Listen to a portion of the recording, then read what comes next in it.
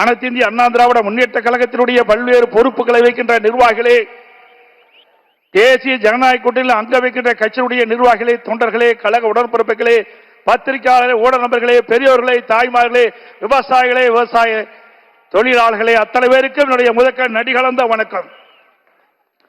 மதுரை என்று சொன்னாலே நமக்கு எல்லாம் ஞாபகம் வருவது மதுரை மீனாட்சி அம்மன் எழுந்தருளியுள்ள மதுரை மாநகர். அப்படி மீனாட்சி அம்மன் எழுந்தருளியுள்ள இந்த பகுதியிலே இரண்டாவது தேசிய ஜனநாயக கூட்டணியுடைய தேர்தல் பிரச்சார கூட்டம் நடைபெற்றுக் கொண்டிருக்கிறது. நம்முடைய எதிர்த்தரப்பில் இருக்கின்ற திராவிட முன்னேற்ற கழக தலைமையில் அமைக்கப்பட்ட கூட்டணி இதுவரை பிரச்சாரத்தை மேற்கொள்ளவில்லை. ஆனால் தேசிய ஜனநாயக கூட்டணியில் அங்க வைக்கின்ற கட்சிகள் தான் முதலாக தேர்தல் பிரச்சாரத்தை துவக்கி வெற்றிகரமாக நடைபெற்றுக் கொண்டிருக்கிறது. இன்றைக்கு தமிழகம் மட்டுமல்ல, இந்திய திருநாடு தமிழகத்தை நோக்கி பார்த்துக் கொண்டிருக்கிறது. தமிழகத்தை யார் ஆள வேண்டும், யார் ஆளக்கூடாது என்பதற்கு நடைபெறுகின்ற சட்டமன்ற பொதுத் தேர்தல் விரைவிலே வர இருக்கின்றன. ஆக மக்கள் ஒரு ஆட்சி அகற்றப்பட வேண்டும், அதற்காக அமைத்த கூட்டணி தான் தேசிய ஜனநாயக கூட்டணி. எங்கள் கூட்டணியிலே மக்கள் செல்வாக்குள்ள கட்சிகள் எல்லாம் இணைந்திருக்கின்றன. தேர்தல் நேரத்திலே ஒன்றாக இணைந்து அனைத்து 234 தொகுதிகளும் தேனீக்களை போல எறும்பை போல சுறுசுறுப்பாக செயல்பட்டு தேசிய ஜனநாயக கூட்டணியின் சார்பாக அறிவிக்கப்படுகின்ற வேட்பாளர்களை வெற்றி பெற செய்வதற்கு நாம் அத்தனை பேரும் உழைக்க வேண்டும். நம்முடைய கூட்டணி நடைபெற்ற சட்டமன்ற பொதுத் தேர்தலில் சுமார் 210 இடங்களில் வென்று அதிமுக ஆட்சி அமைக்கும். இன்றைக்கு இந்த தென் மாவட்டம் பொன்மனச்சம்பல் புரட்சி தலைவர் எம்ஜிஆர் அவர்களை முதலாக சட்டமன்ற உறுப்பினர் ஆக்கி முதலமைச்சர் ஆக்கினது இந்த தென் மாவட்டம். முதலாக இதே புரட்சி தலைவி அம்மா அவர்கள் போட்டியிட்டதும் தென் மாவட்டத்திலே தான். தென் மாவட்டத்தை பொறுத்த வரைக்கும் நம்முடைய இருவரும் தலைவர்களுக்கு பக்கபலமாக இருக்கின்ற மக்கள் தென் மாவட்ட மக்கள். ஆகவே தென் மாவட்டத்தை பொறுத்த வரைக்கும் இன்றைக்கு தேசிய ஜனநாயக கூட்டணி பலம் பொருந்திய கூட்டணியாக அமைந்திருக்கு என்பதை இந்த நேரத்திலே தெரிவிக்க விரும்புகின்றேன். பொன்மனச்சம்பல் புரட்சி தலைவர் எம்ஜிஆர் அவர்கள் முதலாக கட்சியை தொடங்கியவுடன் முதல் தேர்தல் சந்தித்ததும் தென் மாவட்டத்திலே தான். திண்டுக்கல் நாடாளுமன்றம் முதல் வெற்றியை தென் மாவட்ட மக்கள் தான் அதிமுகவுக்கு கொடுத்தார்கள். அதேபோல் நடைபெறுகின்ற சட்டமன்ற பொது தேர்தலையும் தேசிய ஜனநாயக கூட்டணிக்கு அதிக இடங்களிலே கொடுத்து அதிமுக ஆட்சிவதற்கும் தென் மாவட்ட மக்கள் துணை நிற்பார்கள்.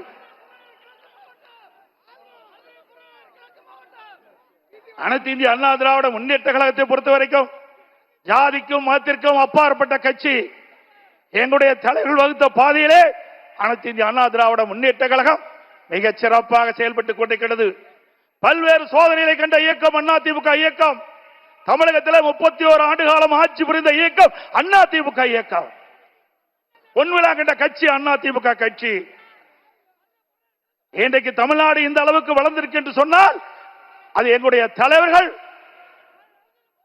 ஆட்சி காலத்திலே தமிழ்நாட்டிற்கு பல்வேறு திட்டங்களை கொண்டு வந்து அதனால் இன்றைக்கு தமிழகம் ஏற்றம் பெற்றுகின்றது.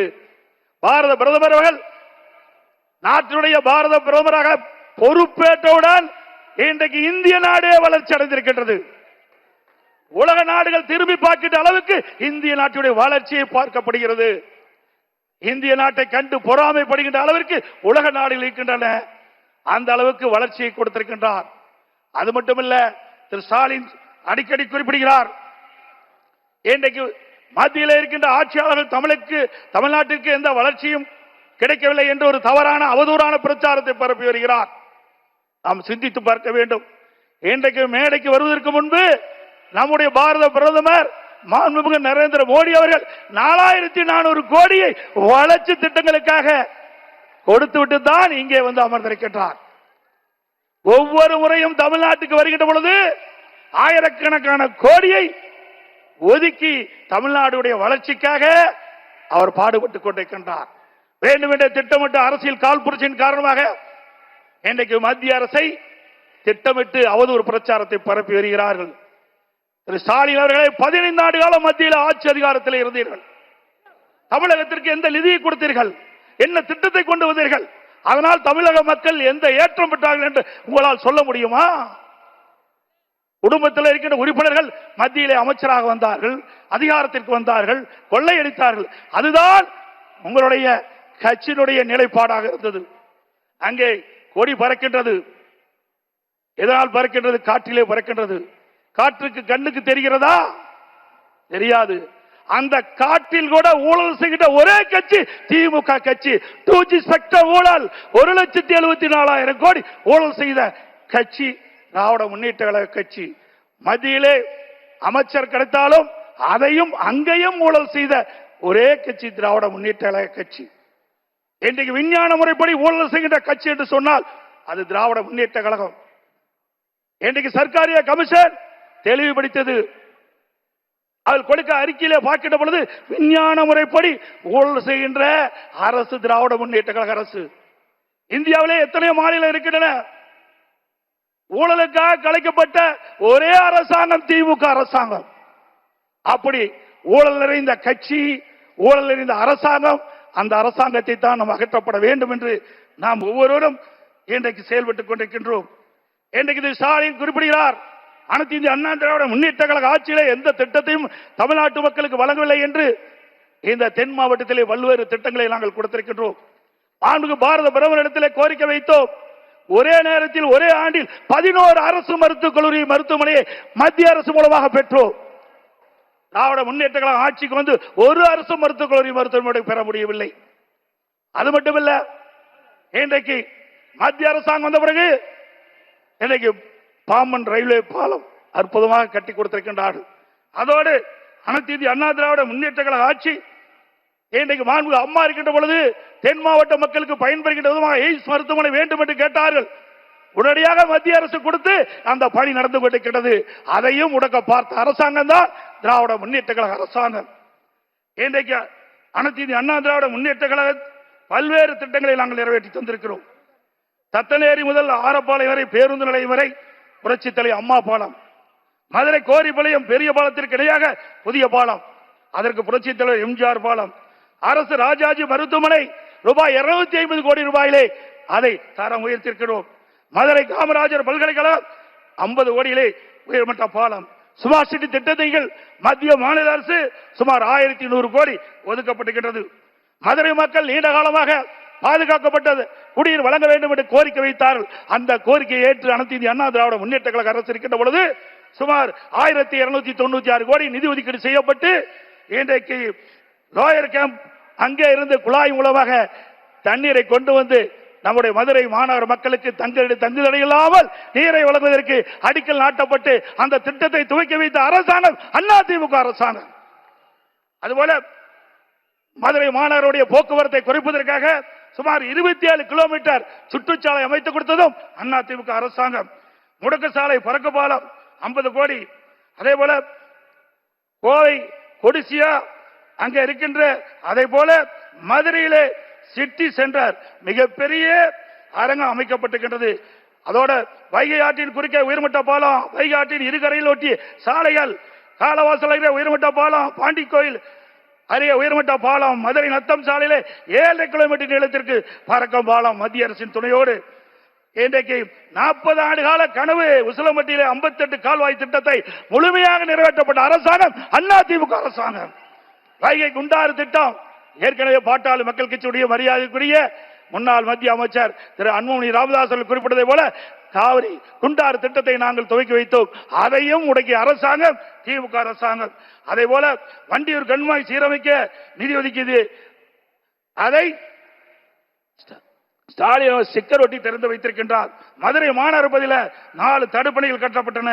இப்படி அதோட மதுரை விமான நிலையம் விரிவாக்கம் செய்வதற்காக அனைத்து இந்திய அண்ணா திராவிட முன்னேற்ற கழக அரசு கேட்டபோது அதற்கு முயற்சி எடுத்தோம். மத்திய அரசிலே நாங்கள் பல முறை வேண்டுகோள் விட்டதின் அடிப்படையிலே அந்த சாலையிலே அண்டர் பாஸ் அமைத்து கொடுக்க வேண்டும் என்று கேட்டார்கள். அதுக்கு அனுமதி கொடுத்தோம். அந்த திட்டத்தையும் முடக்கிய அரசாங்கம் திமுக அரசாங்கம். அதே போல தூத்துக்குடி விமான நிலையம் விரிவாக்கம் செய்யப்பட்டுகிறது. ஸ்டாலின் குறிப்பிடுகிறார், மத்தியிலே இருந்து எந்த திட்டத்தையும் வரவில்லை, தமிழக வளர்ச்சி பெறவில்லை என்று. அங்கே தூத்துக்குடியிலே அதிமுக அரசு இருக்கின்ற பொழுது அதற்கு தேவையான நிலத்தை ஒதுக்கீடு செஞ்சு மத்திய அரசு பிரம்மாண்டமான விமான நிலையத்தை இன்றைக்கு கட்டி மாண்புமிகு பிரதமர் அவர்கள் அதை திறந்து வைத்திருக்கின்றார். அதே போல தூத்துக்குடி அங்க இருக்கின்ற துறைமுகம் விரிவாக்கம், வஉசி சிதம்பரம் துறைமுகம் கிட்டத்தட்ட 1500 கோடி விரிவாக்கம் செய்ய இருக்கின்றன. அதே போல பல தேசிய நெடுஞ்சாலைகள் இன்றைக்கு மத்திய அரசு மூலமாக அமைத்திருக்கின்றது. இப்படி அனைத்து இந்திய அண்ணா திராவிட முன்னேற்ற கழக ஆட்சியிலும் எண்ணற்ற திட்டங்களை கொடுத்திருக்கின்றோம். அதே போல மத்தியிலே இன்னைக்கு பாரத பிரதமர் மரியாதைக்குரிய நரேந்திர மோடி அவர்கள் வந்த பிறகு இன்றைக்கு பல்லாயிரக்கணக்கான கோடி தமிழ்நாட்டுடைய வளர்ச்சிக்காக நிதி ஒதுக்கீடு செஞ்சு திட்டங்கள் நிறைவேற்றப்பட்டுகின்ற செய்தி இந்த நேரத்தில் தெரிவித்து, வருகின்ற சட்டமன்ற பொதுத் தேர்தலில் நம்முடைய தேசிய ஜனநாயக கூட்டணியுடைய வேட்பாளர்கள் போட்டியிடுவார்கள். அவர்களுக்கு முழு ஆதரவை நல்கி அனைவரையும் வெற்றி பெற செய்ய வேண்டும் என்று அன்போடு கேட்டு, மீண்டும் நம்முடைய ஆட்சி மலர வேண்டும், குடும்ப ஆட்சிக்கு முற்றுப்புள்ளி வைக்க வேண்டும், வாரிசு அரசியலுக்கு முற்றுப்புள்ளி வைக்க வேண்டும். அது மட்டுமல்ல, மக்களோட ஆட்சி அகற்றப்பட வேண்டும். ஆகவே ஒவ்வொருவரும் தன்னெழுச்சி கொண்டு விறுவிறுப்பாக செயல்பட்டு, சுறுசுறுப்பாக செயல்பட்டு, சுழன்று செயல்பட்டு நம்முடைய கூட்டணியில் அங்க வைக்கின்ற அனைத்து கட்சி துணையோடு எதிரிகளை வைத்து மீண்டும் வலிமையான பாரதம், வளமான தமிழகத்தை உருவாக்க வேண்டும் என்று சொல்லி வாய்ப்புக்கு நன்றி கூறி விடைபெறுகிறேன். நன்றி, வணக்கம்.